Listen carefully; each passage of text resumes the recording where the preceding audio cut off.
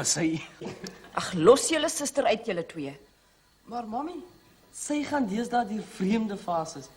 Gister wou sy selfmoord pleeg oor 'n puisie op haar neus. Laasweek het sy haar in haar kamer toegesluit, omdat haar sitvlak glo te groot is. Ag, julle verstaan nie vroumens dinge nie. Dis vir my, Mina. Dis vir my, Mina. Ek wag al jou aan vir die oprit. Wat is die mens van dit?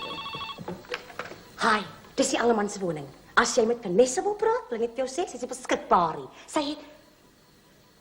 Hallo, oupa. Nee, dis Vanessa wat praat. Ja, dit is ek. Ek weet ek gesê ek is hierdie. Ag, so 'n lang storie. Ek roep gou vir pa. Paps, dis oupa. Oupa, dis vreemd.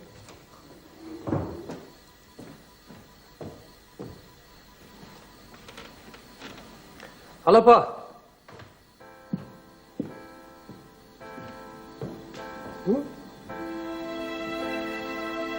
Vanmiddag.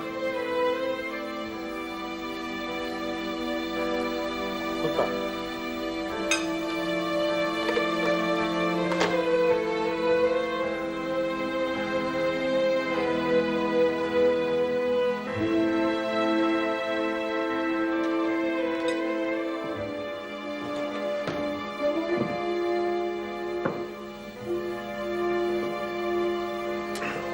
Kinders, is oma. Sy is vanmiddag laat afgesterwe. Hartaanval. Pa, wat hartaanval?